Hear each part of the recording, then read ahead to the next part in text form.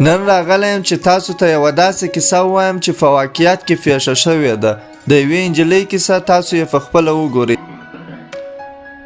د کارا په نوم یوه نجلۍ چې د مرغانو په غږ باندې راویښیږي.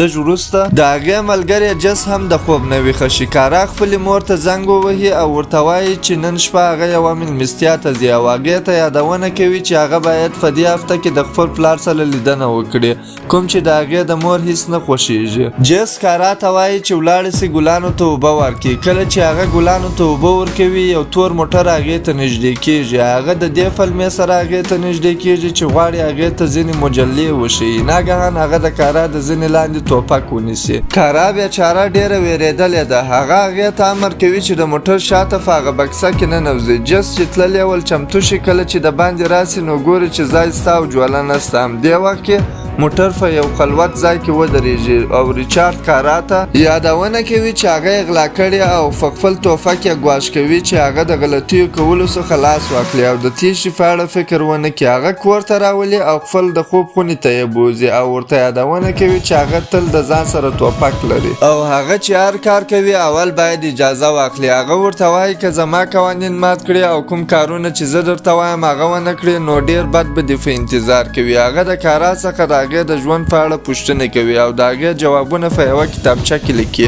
او هغې ته امر کوي چې په بستر کې پرېوځي او تاسې یقینا پوهیږي چې هغه اوس د هغې سره څه کول غواړي. جس د کارا مور ته د کارا د ورکېدو په اړه ووایي.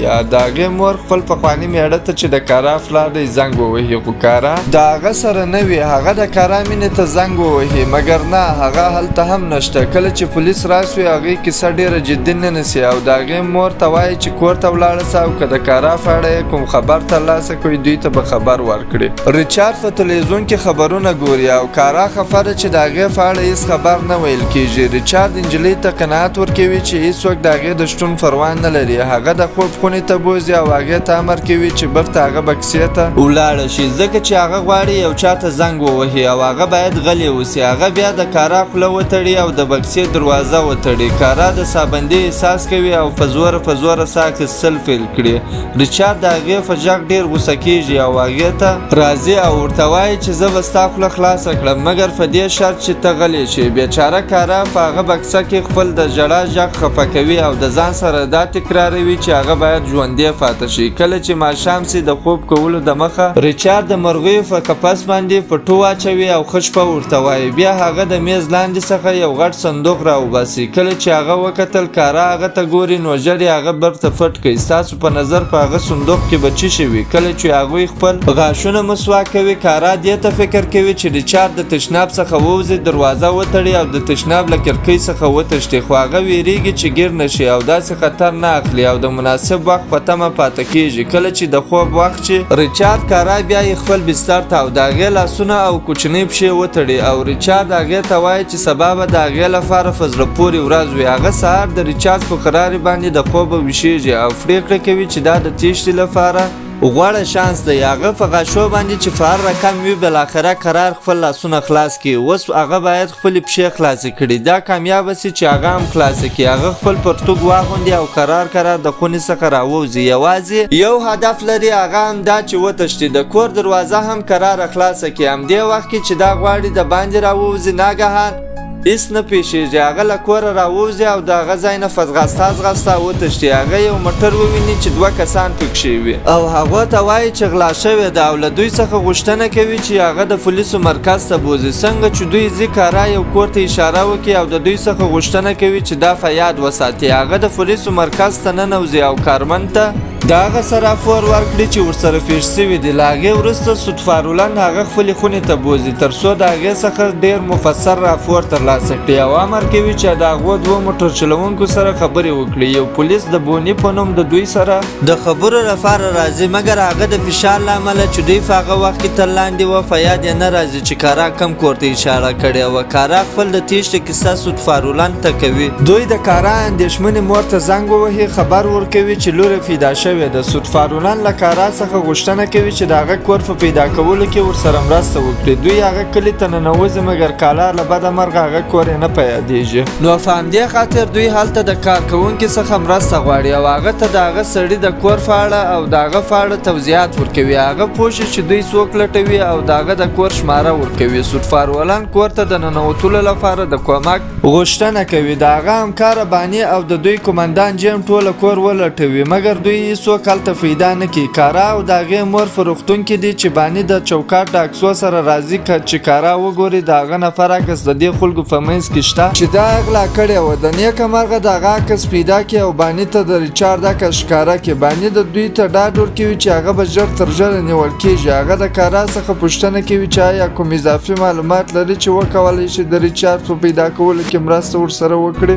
هغه د ریچارډ په اړه ټوله معلومات ورکړي او د هغه غټ صندوق په اړه چې هغې د میز لاندې لیدلی و د هغه د هم ورته ووایي. په هغه صندوق کې د ریچارډ د تیرو جرمونو شواهد وي لکه د هغه د جرمونو روزنامه او د هغه د خاطرو کتابچه. قومندان جیم خپل سرتیرو ته امر کوي چې په روزنامه کې چې کومه قضیې ته اشاره شوې ده د هغه په اړه معلومات راټول کړي. قومندان جیم خپل یو همکار ته وایي چې د هغه روزنامې سرلیکونه د څو نورو انجونو په اړه دي چې ریچارډ به هره هفته یوه انجلۍ تشتول او جنسي تیری به یې فرکوي. د هغوی جسدونه به یې یو سمندر ته اچول. دوی د ریچارډ د کتابچې څخه پوه شي چې د انجونو نومونه د مخه لیکل شوي ول مګر د کارا نوم په کتابچه کې نه و. ولې نه و؟ ځکه چې قومندان شک لري چې هغه انجلۍ چې ریچارډ په هغه ورځ غوښتل غلا کړي هغه ورځ یې پلان خراب شوی و او هغه انجلۍ یې ونه شوه کولی چې غلا کړي.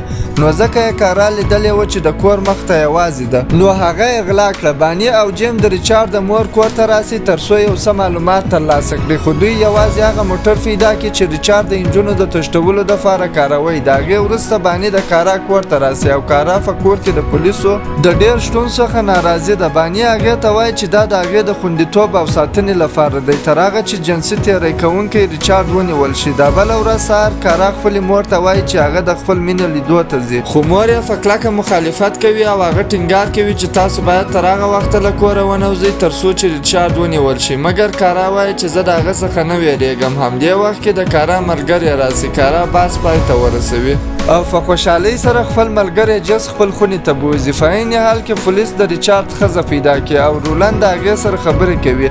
هغه وایي چې هغه د یوې هفتې راهیسې ما نه دی لیدلی مګر ټینګار کوي چې ریچارډ هېڅکله داسې کونیتوب نه کوي او ادعا کوي چې د هغه ځای په اړه هېڅ معلومات نه لري او د هغه سره یې هېڅ اړیکه نه ده نیولی. د ریچارډ خور هم خپل ځان د پولیسو مرکز سره سوي او د دوی سره یو ځای کېږي. د رولند سره په مذاکره کې هغه وایي چې ریچارډ اوس خپل د ښځې موټر کاروي او د هغې د موټر نمبر پلیټ یې بدل کړی دی. رولند ته هغه افشا کوي او وایي چې هغه پرون ماپښین ما ته زنګ وهلی و. رولند ژر تر ژره د جیم خونې ته راسي او هغه ته د هغه هوټل په اړه معلومات ورکړي چې ریچارډ اوس مهال هلته دی. له همدې امله هغه سم د لاسه باني هلته هستوي. باني هغوی ته وایي مخکې له دې چې دوی هلته ورسېږي هغه تښتېدلی دی. قومندان وایي چې ریچارډ اوس مهال یوازې د تیښتې په هڅه کې دی او د کارا یا کومې بلې انجلۍ د تښتولو هیڅ اراده نه لري. جیم په شخصي توګه کارا ته راځي. کارا فکر کوي چې جیم هم غواړي هغې ته خبرداری ورکړي چې په کور کې پاته شي او د کوره ونوځي او هغه شیان ووایي چې کارا کرکه ورسه کوي او هغه کمزوری ښکاره کوي. مګر قومندان په ډېره حوصله سره هغې ته وایي چې حتی که ریچارډ اوس تاسو لپاره خطرناکه هم اوسي زه به تاسو ته ونه وایم چې څه وکړئ یا یې ونه کړئ. کارا واقعا د هغه د حوصلې څخه حیرانه پاته شي.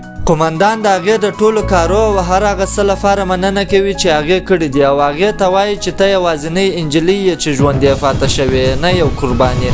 قومندان چې کله بیرته ځي رولند هغه ته زنګ وهي او وایي چې ریچارډ 15 دقیقې د مخه د تلیفون څخه استفاده وکړه او اوس په فلوریدا کې دی. دوی ژر تر ژره د ریچارډ بلې خور تر زنګ ووهي چې هغه ورته وایي چې ریچارډ هغې ته زنګ وهلی و او د هغه د خوښې په رستورانت کې نن شپه لیدنه ورسره کوي. له بلې خوا کارا غواړي د خپل ملګري سره د خپل مینې د بیسبال لوبې ته ولاړه شي مګر مور یې د هغې د تګ سره مخالفه ده او ډېره اندېښمنه ده. مګر کارا ټینګار کوي او غواړي چې د هغې ژوند بیرته عادي حالت ته راشي او نه غواړي چې هغه پیښه چې ورسره سوې وه هغه محدوده کړي او خپل د ملګري سره ولاړه شي. دوی را ورسېږي او هغه خپل مینې ته د بریالیتوب آرزو کوي او د لوبې لیدلو لپاره کښېني. له بلې خوا پولیس ریچارډ پیدا کړي او هغه په چټکۍ سره وتښتي. یو پولیس هغه تعقیب کوي. دوی د هرې لحظې راپور ورکوي. بالاخره پولیس ریچارډ ونیسي. اوس چې هغه د تیښتې هېڅ لاره نه لري لکه څنګه چې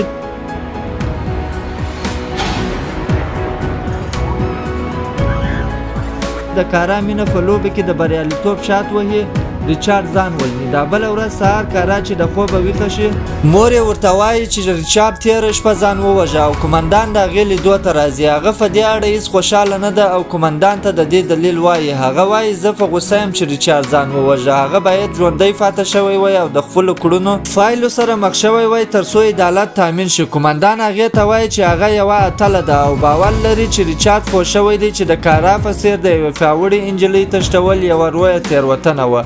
فلم هم همدلته پای ته ورسیږي. هیر مو نشي چې چینل ضرور در سره سبسکرایب کړئ تر څو راتلونکي ویډیو د لاسه ور نه کړي. الله مو راته وساته. د خدای په امان.